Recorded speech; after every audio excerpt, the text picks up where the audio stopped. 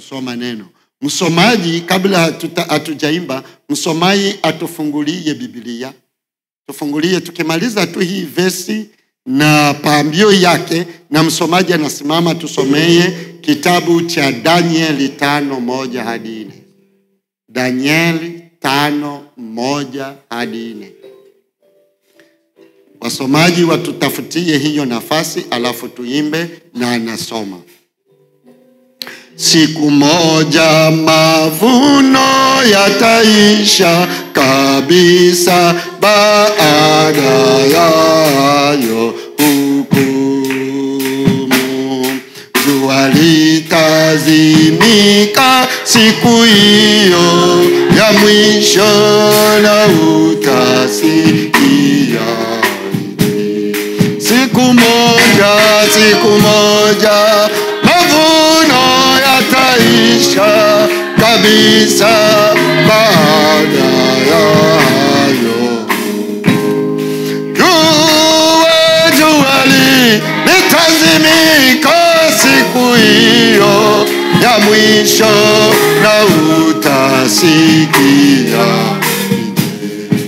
atakusanyanga kwa furaha magalani, bali makapi yote yatatupwa motoni, rafiki. Bali makapi yote yatatupwa motoni, rafiki. Bali makapi yote yatatupwa motoni, rafiki.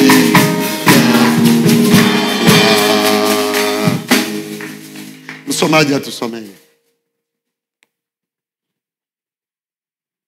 Bwana Yesu asifiwe. Amen. Tunakwenda kusoma kitabu cha Danieli 5 mstari wa 1 hadi wa 4.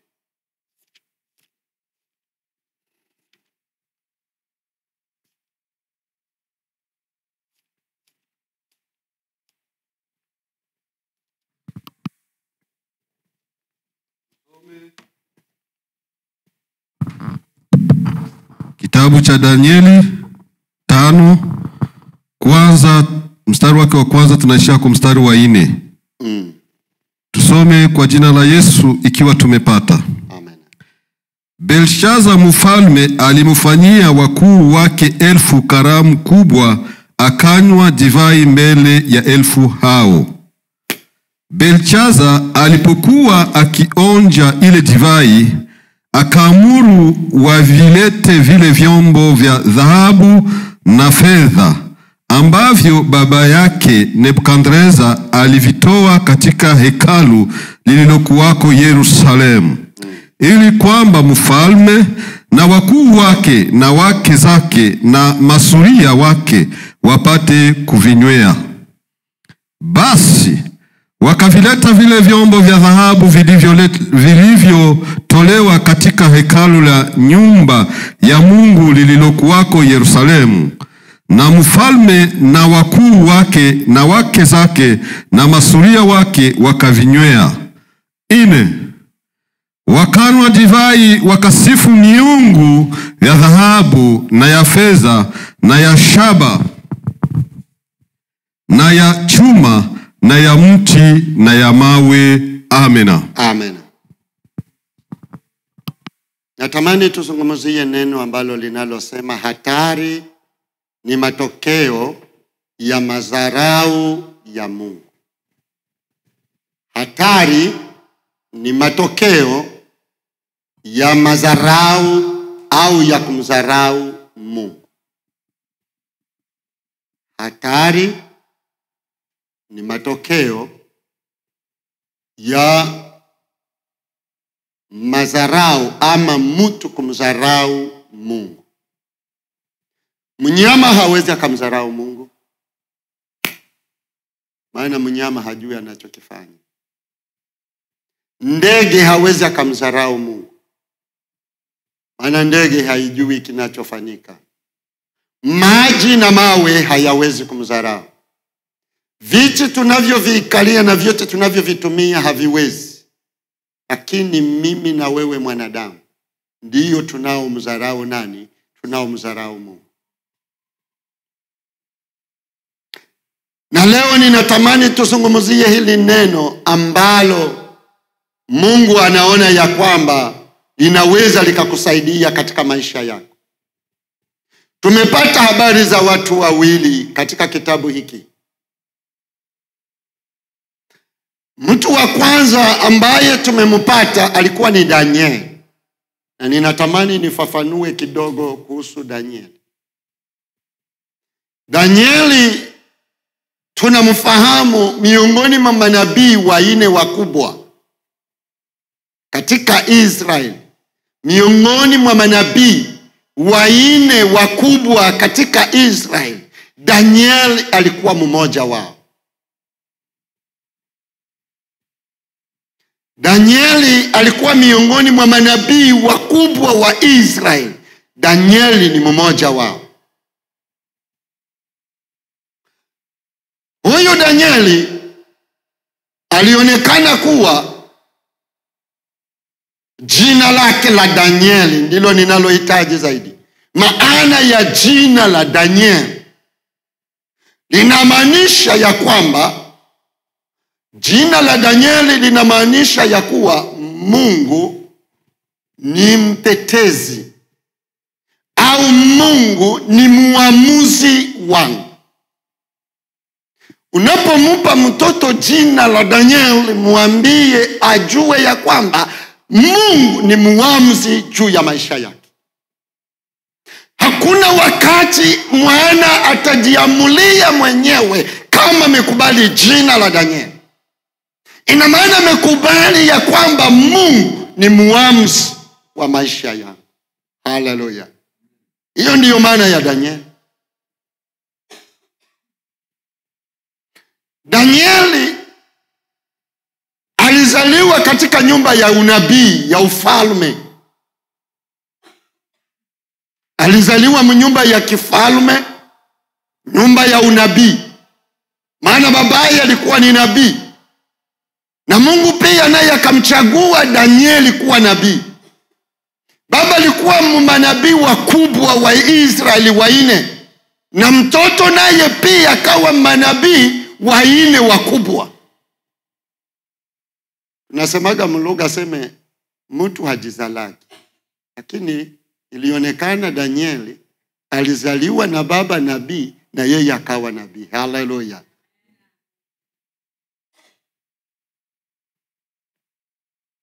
Na mtu wa pili ambaye tumepata katika hili neno, ambaye anayeitwa Belshaza. Belshaza tunamjua ya kwamba alikuwa mfalme wa Babeli. Na huyu Belshaza alikuwa mfalme baada ya baba yake kufa, ambaye alikuwa anaitwa Nebukadneza.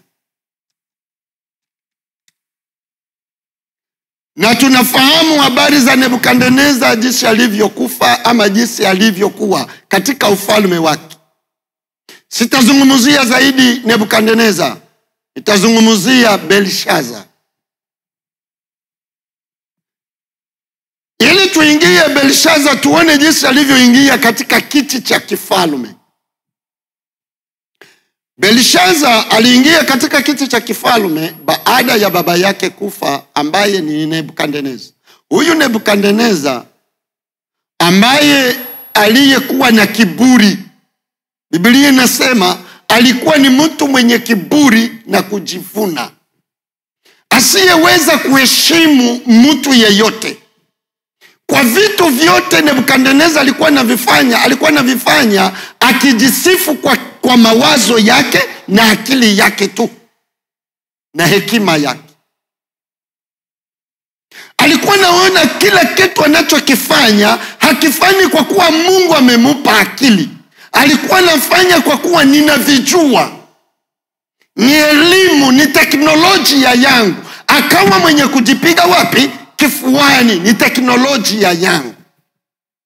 fahamu zangu, akili yangu ambayo imenifanya mimi kuelewa na kujua hiki kyote ni akili yangu. Hapo ninatamani unifate uelewe ninataka kusema nini. Katika majivuno yake Mungu akamupa Nebukadneza ndoto. Najua tunazifahamu ndoto alizoziota. Kisoma Danieli 4 tapata hizo habari. Baba yake akawa katika ndoto akaona mti mkubwa mrefu zaidi umefika mbingu, na kwenye mti huo ulikuwa na matawi mazuri yenye kupendeza, na ndani ya mti huo mlikuwa chakula cha kutosha kwa wanadamu na kwa minyama na kwa ndege pia. Kwenye mti huo kulikuwa kunatua, kunalala ndege, minyama na wanadamu wanatulia. Baada ya mti huo alipouona Nebukadneza, akaja kaona mti ule umesikika sauti ya kusema, kateni mti huu na uanguke chini. Baada ya kukata mti, na huu mti mkiukata, acheni kisiki chake ndani ya ardhi, maana nitashusha maji ya kukifanyizia maji kipate maji. Nebukadneza alipoota kaone ameshangaa, na pale pale iko naota na ule mti umekatwa na ukaangushwa, kisiki kikabaki chini. Hakujapita masiku, Nebukadneza yuko katika hema lake, ameingia hekaluni kwenye ufalme wake, anaanza jipiga kifuani kwa akili zake. Nimejenga Babeli, nimeujenga mji wa Babeli mwenyewe pasipo msaada wa mtu yeyote. Nimeujenga Babeli mimi peke yangu, Nebukadneza.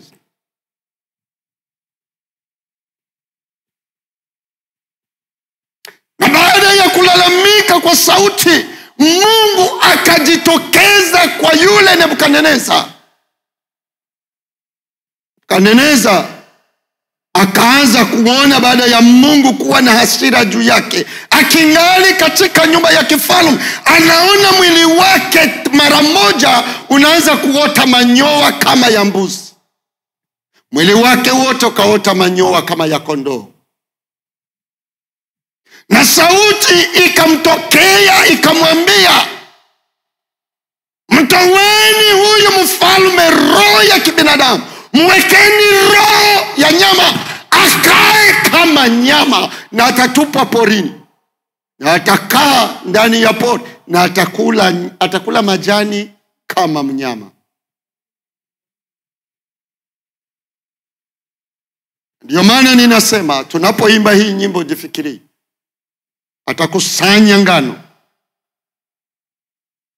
Na mwimbaji anasema, jiulize ndugu yangu, rafiki yangu, utakuwa wapi?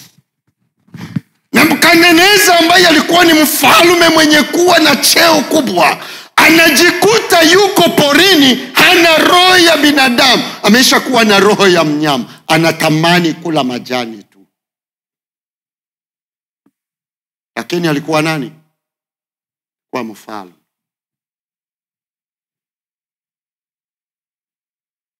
Na baada Mungu akamrudisha tena, alipoomba rehema mle jangwani, Mungu akamrudisha, akamupa tena ufalme kwa muda mchache, na muda mchache pia akamuondosha duniani.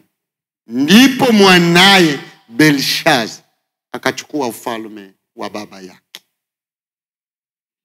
Na hapa ndipo tutazungumzia leo, tuone naye kiburi cha mwana wake. Kiburi cha mwana wa Nebukadneza kilikuwa namna gani? Biblia inasema watu hawawezi kupinga ama kuepuka. Watu hawawezi kupinga wala kuepuka matokeo na hali ya kumdharau Mungu. Mwanadamu hawezi kuepuka na kupinga jinsi ya kumdharau Mungu. Mwanadamu ni mimi na wewe, hatuwezi epuka. Na watu wengine kwa sasa hivi, kwa makanisa zaidi hii yetu ya Kipentekoste, tunajifanya kuwa watakatifu zaidi, na kumbe sisi si watakatifu. Tunajifanya kuwa watakatifu, na ndani mwetu sisi sio watakatifu. Kwa watu tuonekane, kwa muonekano wa watu sisi ni watakatifu, lakini utakatifu haumo ndani mwetu. Sikia, Biblia inasema, aseme aonywaye mara nyingi akishupaza shingo atafanya nini? Atavunjika ghafla na wala hatapata dawa. Aonywaye mara nyingi. Hakuna jambo Mungu anaweza katenda bila kumuonya mwanadamu. Na ndiyo maana Sulemani akasema ya kwamba aonywaye mara nyingi akishupaza shingo atavunjika ghafla wala hatapata dawa. Ndivyo Sulemani alivyosema. Ukisoma Mezali 29 mstari wa kwanza, Sulemani akasema maneno hayo. Tunashindwa kuingia katika utukufu wa Mungu. Tunajifanya kuwa ni watakatifu, na kumbe sisi si watakatifu. Tusomee hiyo Mezali 29 mstari wa kwanza.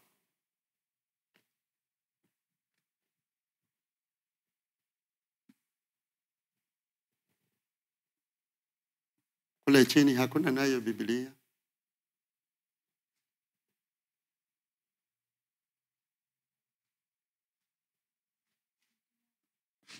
Ishirini na tisa, 29 verse 1.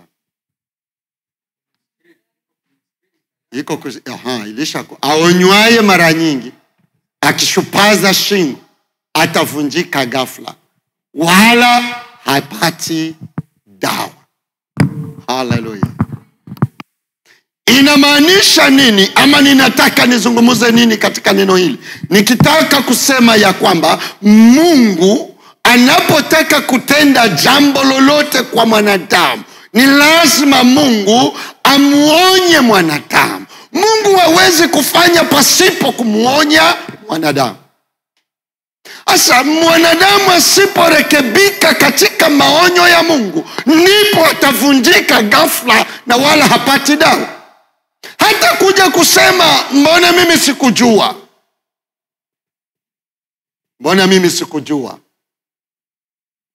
Na ndiyo maana kwa karamu ya mfalme Belshaza, ilikuwa ni karamu ya kujivuna, yenye kiburi na kwenye kumdharau Mungu. Hii karamu ya Belshaza ilikuwa ni karamu ya kiburi na majivuno na kumdharau Mungu. Haikukuwa karamu nyingine. Ilikuwa ni kujivuna na kumdharau Mungu. Na kabla afanye hii karamu, Mungu aliona vyote. Ndivyo yeye Danieli 1 anasema, sema Bwana mwenye kuona yote, anajua yote na anaona yote. Bwana mwenye kuyafahamu yote na kujua yote anasema. Kabla Belshaza hayafanya karamu, Bwana alitamani kumuonya. Sikia jinsi Bwana alimuonya. Bwana alimwambia nini? Yeremia 25 mstari wa 5. Bwana anasema nini? Yeremia 25 mstari wa 5. Bwana anamuonya kwanza Belshaza.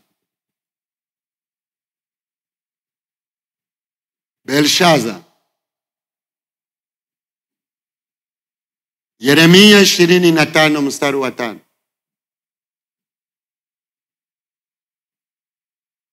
Hakuna wa kusoma?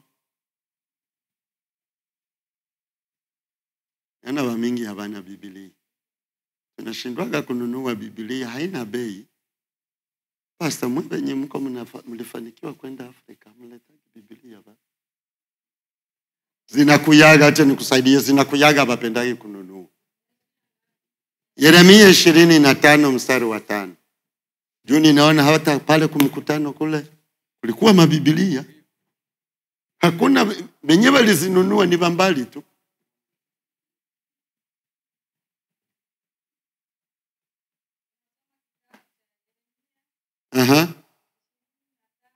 Mstari wa 15. Yes, wa 15, sorry.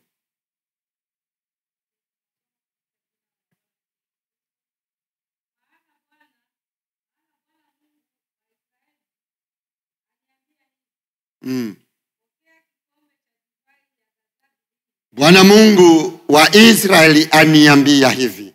Yeremia yuko namwambia nani? Yuko namwambia Belshaza.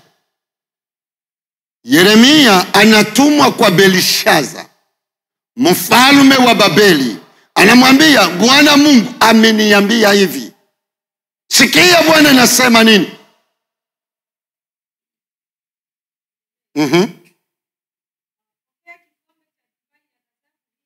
Upokee kikombe cha ghadhabu hii. Bwana anamtumia kikombe cha nini? Cha ghadhabu.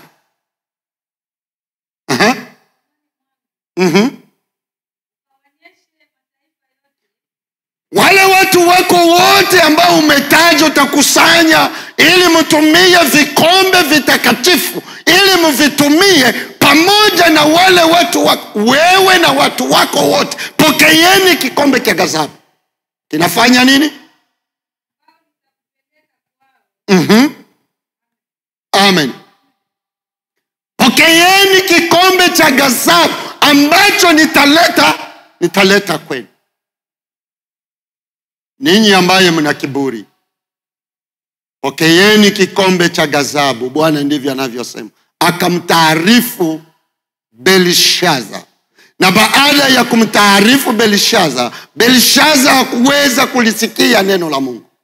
Kiburi chake tu ndicho alikuwa kitanguliza mbele. Alikuwa kiona ya kwamba baba yangu alijua yote na mimi pia ninajua yote.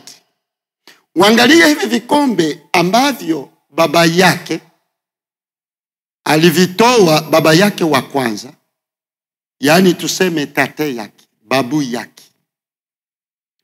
Babu yake alipoenda Yerusalemu kuwateka wana wa Israeli, kuwaleta Babeli. Alipowateka aliwaleta na vyombo vyote vya Yerusalemu, vya kanisa ya Yerusalemu, ambavyo sisi tulikuwa tukitumia kwa nini?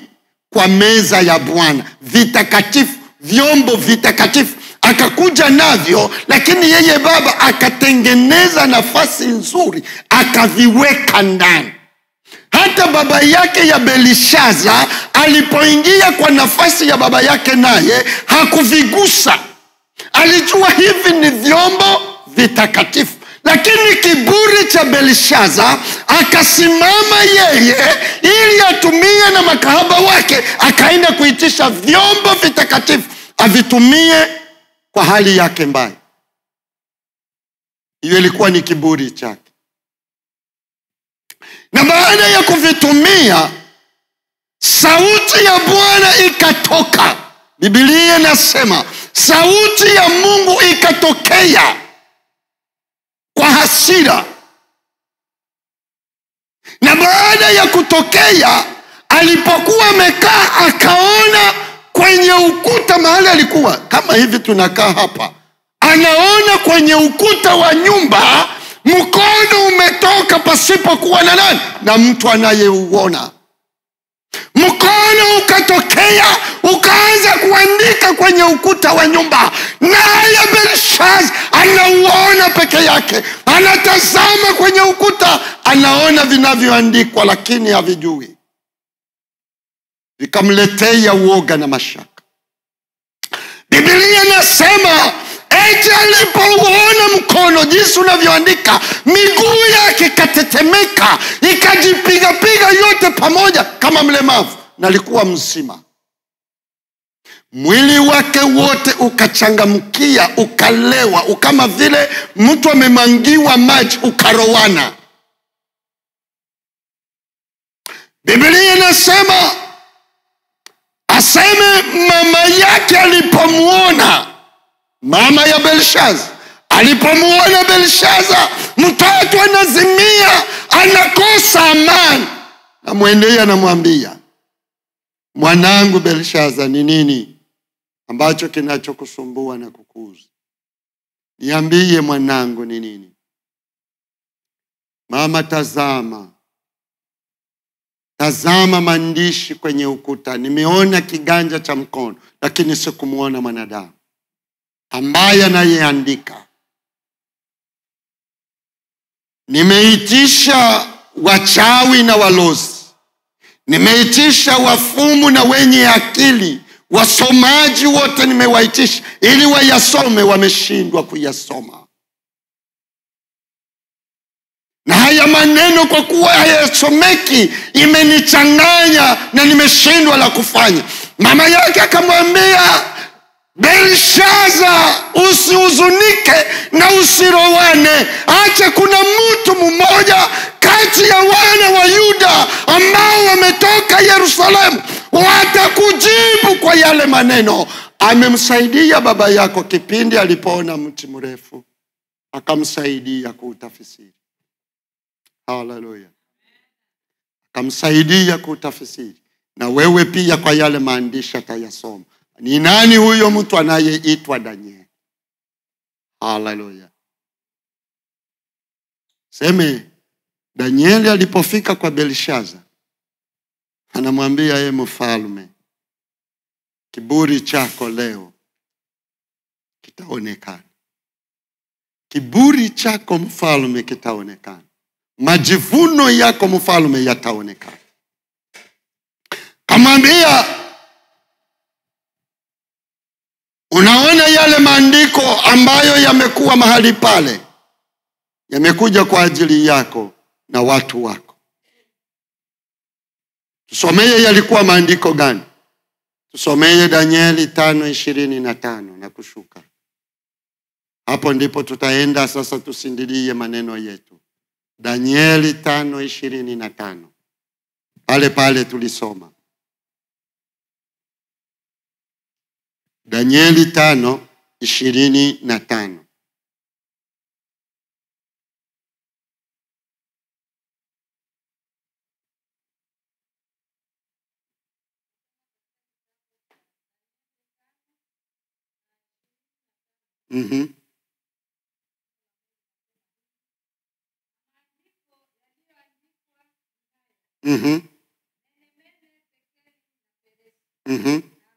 Amen. Menemene, Tekeli na Peresi. Tajua fafanuo ya hii Menemene, Tekeli na Peresi wakiamanisha nini? Mfalme anaona wameandika Menemene. Menemene ni nini? Akashindwa kutafsiri na kuielewa Menemene. Yaliyo ya Mungu yaachie wana wa Mungu, na liyo ya wanadamu yaachie wanadamu. Usichanganye ya Mungu na ya wanadamu. Ili upate kuwa na maisha mazuri, usichanganye ya wanadamu na ya Mungu. Kwa leo wanadamu wa leo wanaanza changamana, wanaleta ya Mungu wanayachanga na ya wanadamu. Wanaanza leta ya wanadamu wanayaweka na ya Mungu. Hayo ndiyo yaliyoandikwa ukutani. Hayo ndiyo yaliyomuumiza mfalme, akahuzunika, akashindwa la kufanya, maana alichanganya mambo. Tuone matafsiri ya Mene. Wende 26.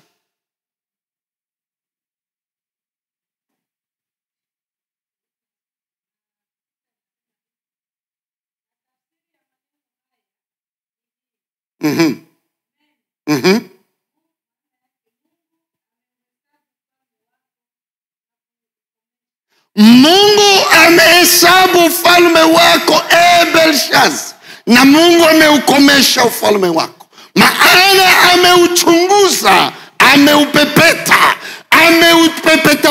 Wamama ndio wanajua. Wamama nyumbani huko mlisha kuwa vizuri, hamufanyi nini? Mtakiriki sheba. hamjungui tena mhogo wala mihindi, hamjungui tena. Mnaanzaga leta tu na mnatia mchungwe na mnasonga, mjui gisi ilijungua. Kumbe Mungu anajungua, anapepeta. Anamwambia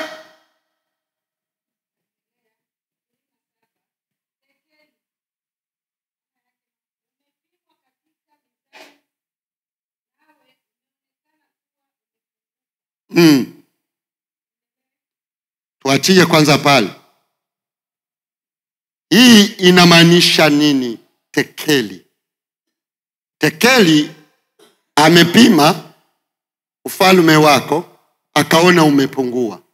Na baada ya kuona umepungua, huu ufalme ambao ulipungua, tutoke katika ufalme tuingie jinsi tulivyo. Huu ufalme ambao umepungua ulikuwa unalenga, Mungu alikuwa anakusudia nini? Anazungumzia nini? Tuone lenye Mungu alikuwa anazungumza kuhusu hii tekeli. Wathesalonike wa kwanza 2:4. Wathesalonike wa kwanza 2:4. Tuone Mungu alikuwa anazungumzia nini. Mwingine atafute Ufunuo 3:8. Ufunuo 3:8. Tuone kwanza Wathesalonike wa kwanza 2:4. Wathesalonike wa kwanza 2:4.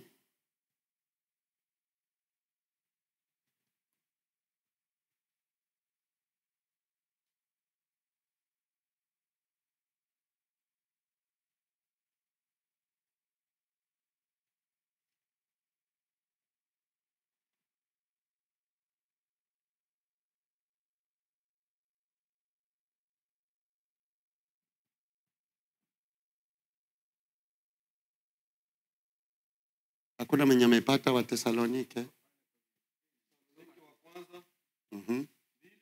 2:4.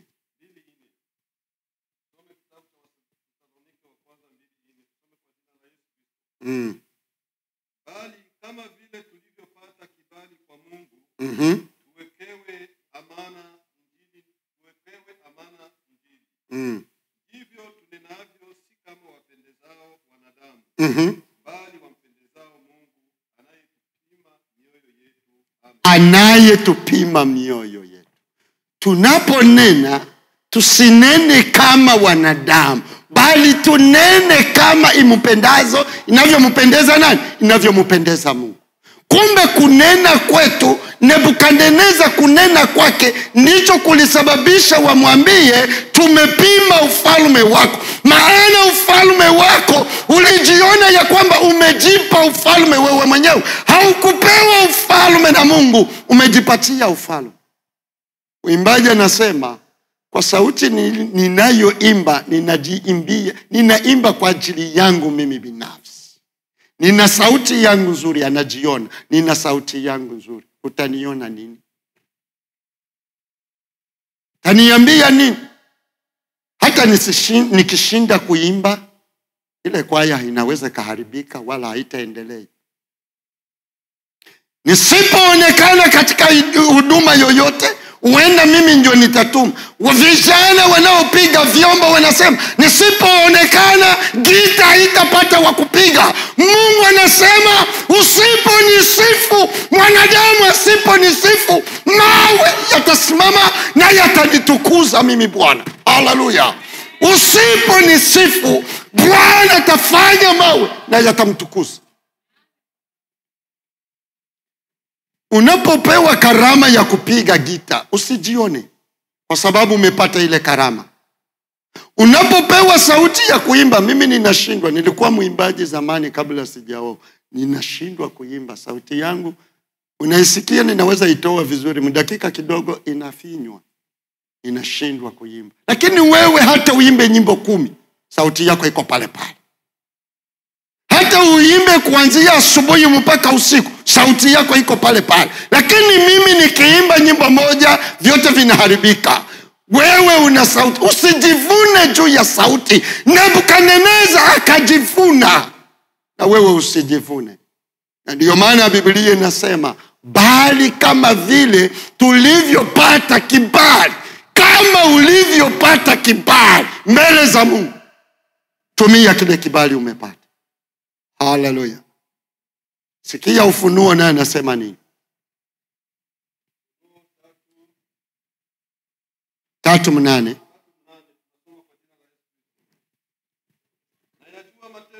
Nayajua matendo yako. Hata uende ufanye nini, fanya mambo yako kwa uficho, ninayajua matendo yako. Tazama nimekupa mlango uliofunguliwa. Wewe hata uende ufanye je, wewe ni mlango uliofunguliwa. Waimbaji wametuimbia hapa, wanasema wewe muimbaji uyafanye, wewe ni barua inayosomwa na watu wote. Wewe ni mlango uliofunguliwa kokote unapokwenda, ambao hapana awezaye kuufunga.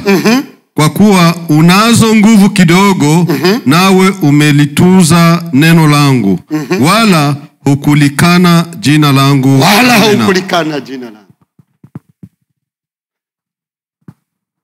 Nilikuwa naongea na mchungaji leo.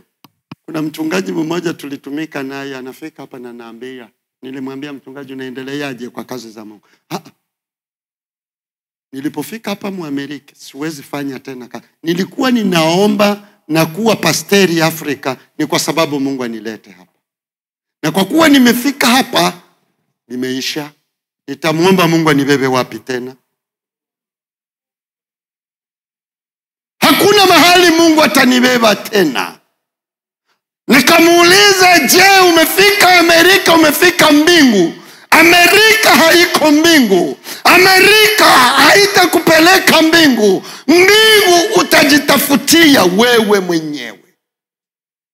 Nguvu zako ndizo zitakuingiza mbingu. Na ndiyo maana Paulo akasema, Biblia inasema ya kwamba tangu kuzaliwa, tangu Yohana na mpaka sasa, ufalme wa mbinguni wapatikana kwa nini? Kwa nguvu. Na wenye nguvu watauteka. Tangu kuzaliwa kwa Yohana mpaka sasa, ufalme wa mbingu wapatikana kwa nguvu, na wenye nguvu watauteka. Usijifariji katika mambo nayo yafanya, lakini jifariji kwa kuwa umeuteka ufalme wa mbinguni. Haleluya. Neno la mwisho Teresi, nataka nimalize. Neno la mwisho Teresi. Teresi kwa vesi yake ya 28 ama 29. Mungu anasema ya kwamba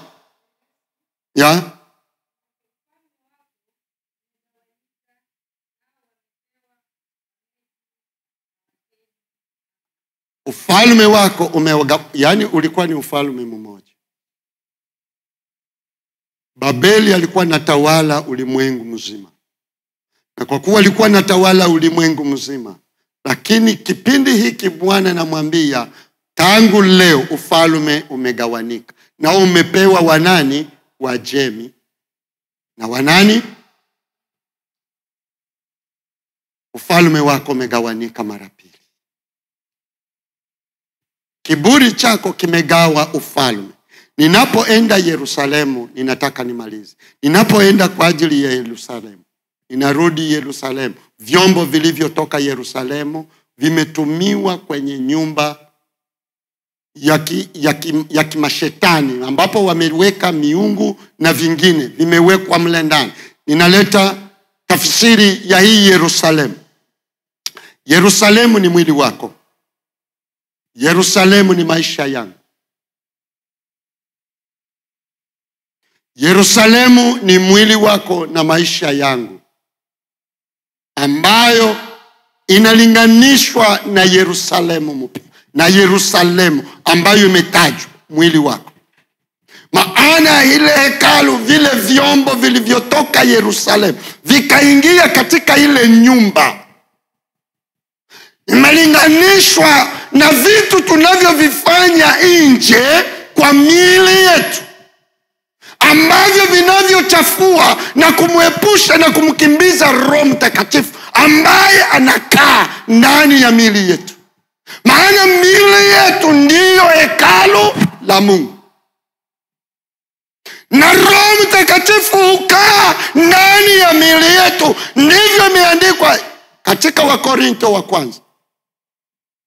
Wakorintho wa kwanza 6 mstari wake wa 19 hadi 20 inasema ya kwamba miili yetu ni hekalu la Mungu, hekalu la Roho Mtakatifu, maana hapo ndipo Roho wa Bwana anakaa na kutulia. Na wewe unapeleka hekalu, vyombo vya Bwana, kwenye usharati, ukahaba.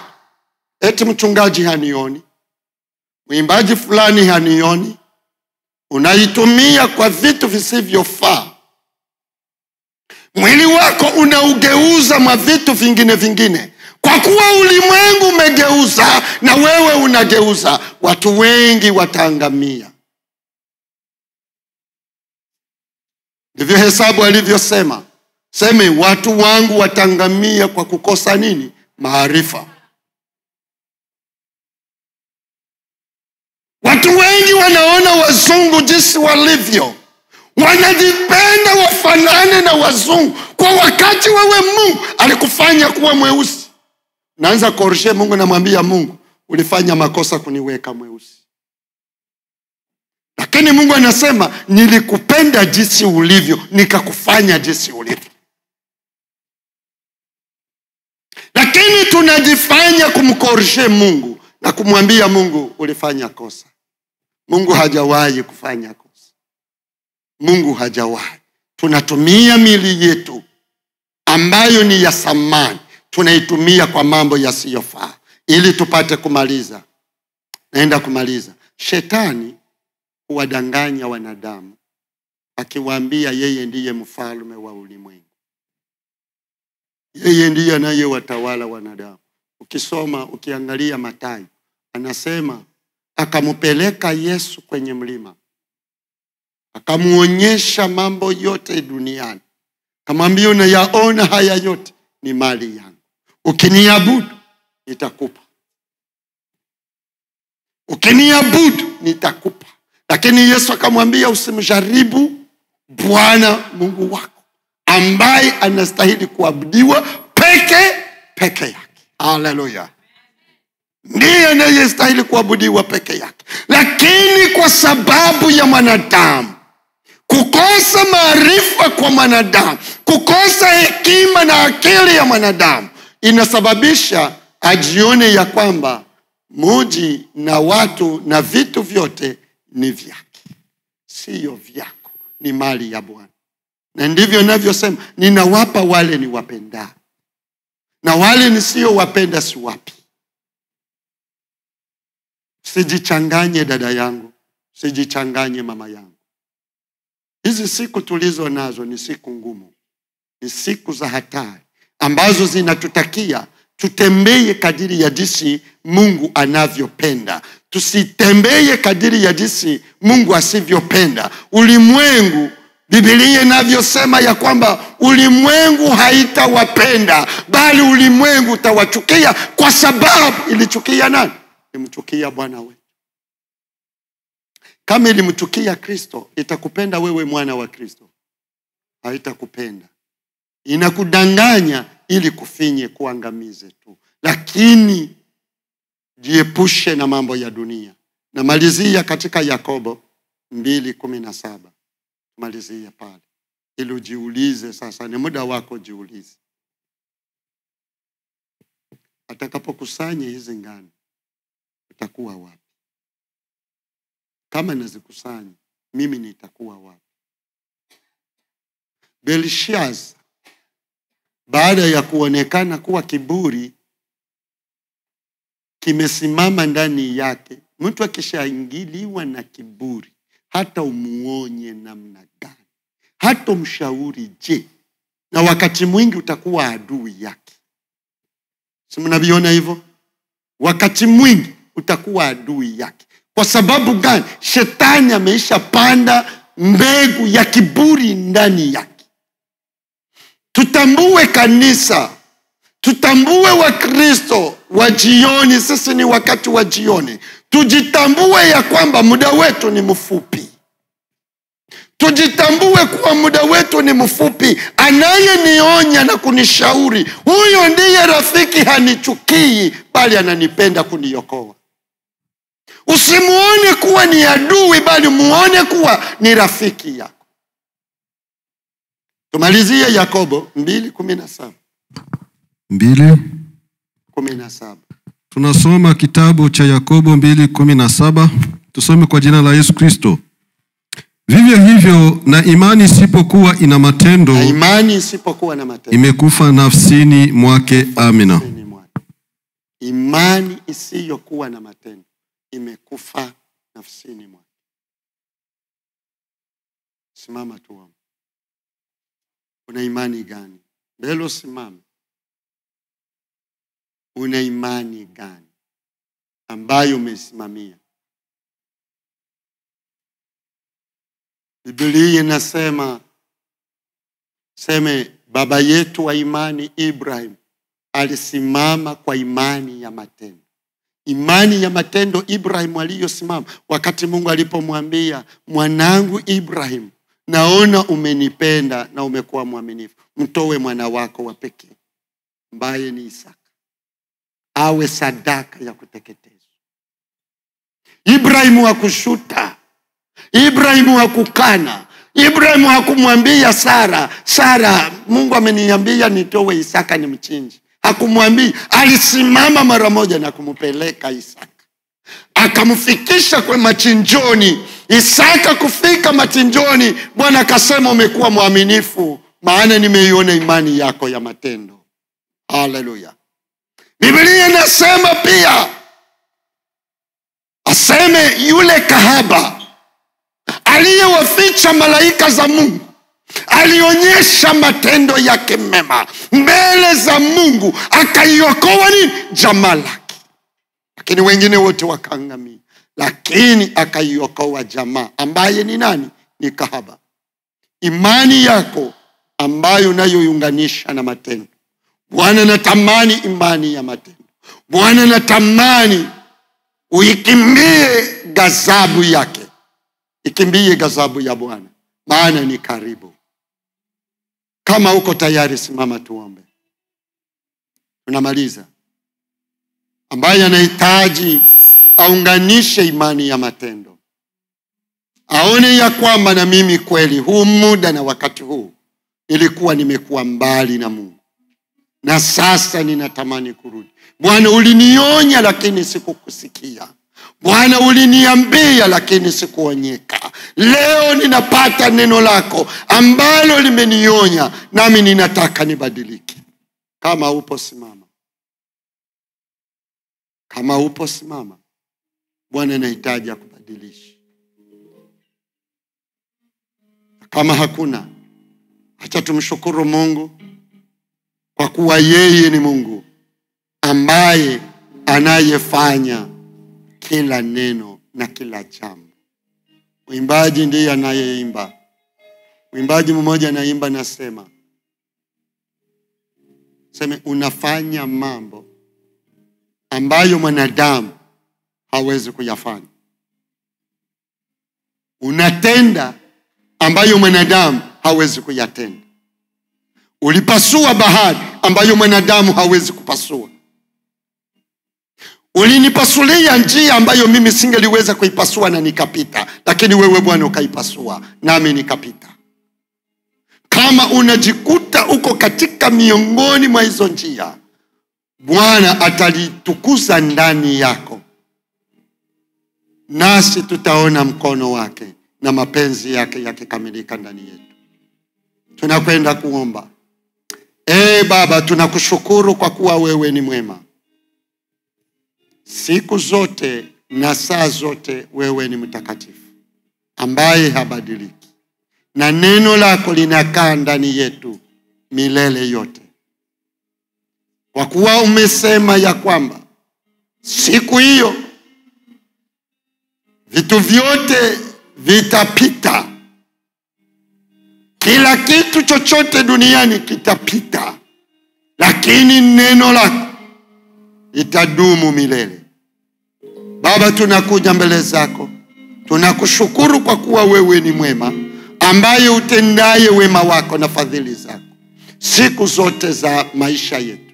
Watazame wana wako Bwana, uwasindilie na kuwaonekania ya kwamba umewashindia maisha yao ya hatari katika ulimwengu, hadi siku utakapokuja kulinyakua kanisa, nasi tukanyakuliwe pamoja nao na tukamlaki hewani mwana kondoo ambaye aliyekufa kwa ajili yetu. Ni katika jina la Yesu naomba hivyo. Amen. Basi Mungu atubariki. Amen.